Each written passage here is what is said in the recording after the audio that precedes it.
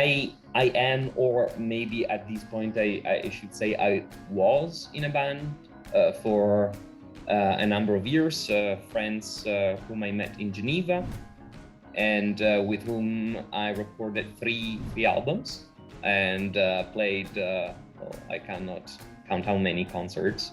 It was a lot of fun.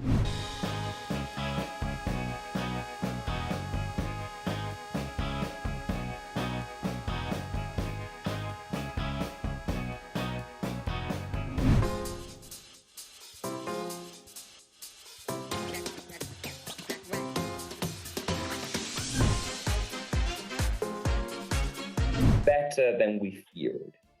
Of course, that required a lot of adjustment on everybody's part. To me, the greatest challenge was adapting the Socratic method to the online setting. So the ability to say, well, what do you think, to relate what one student said to what another student was about to say. These type of interactions, of course, become a little more clunky. But all in all, what impressed me most was the drive of students. Never have I felt that despite all these difficulties, students were sort of demoralized or were losing grasp on courses. I was really, really amazed, and I'm super grateful for the privilege of teaching such a motivated class.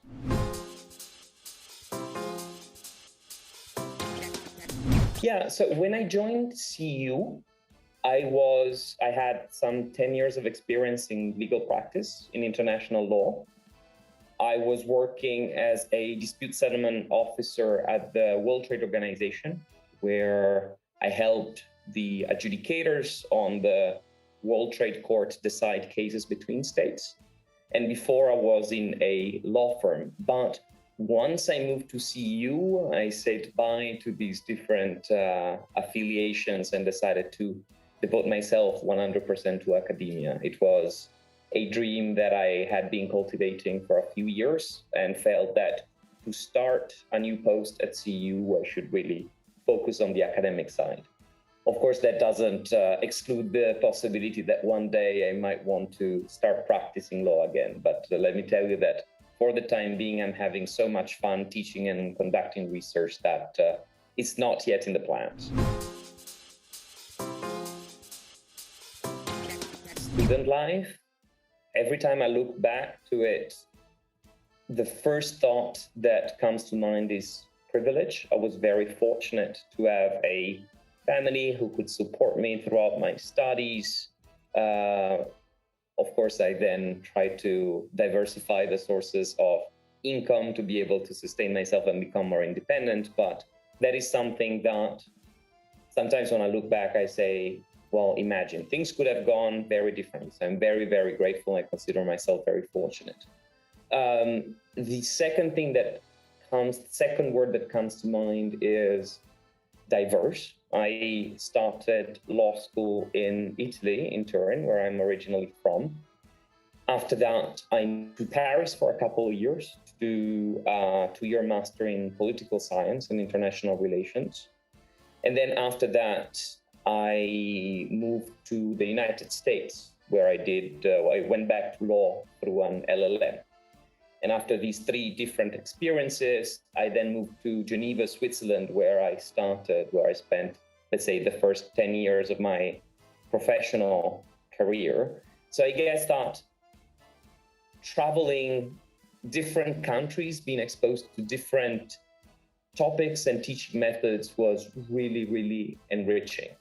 Some things I like more than others, but all in all, even the experience that were less than great helped me sort of draw parallels or oppositions between the different models. So I'm very happy about that. You are about to enter a market that is difficult.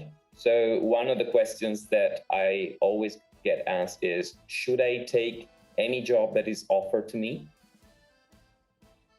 And my answer is no.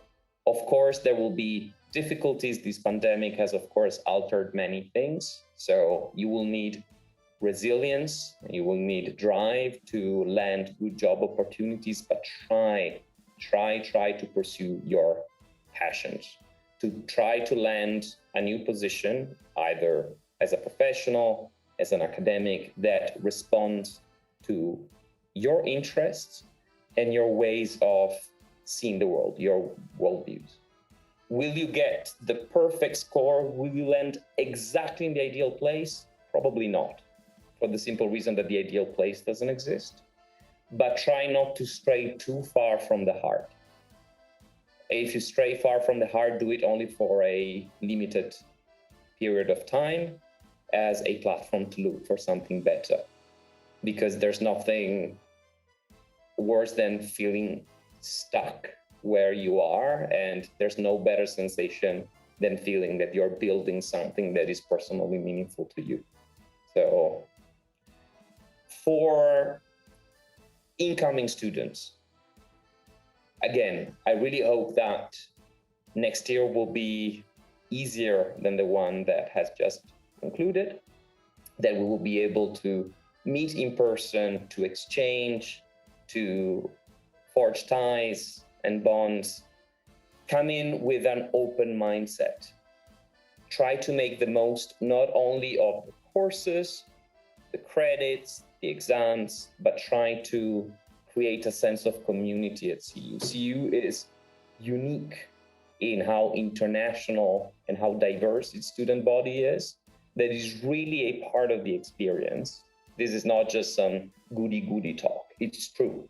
In the end, you're going to remember about these ties a lot more than you remember about, I don't know, contract law or investment law or whichever substantive law you study. So cherish these moments and come in like motivated to share your experiences within the community.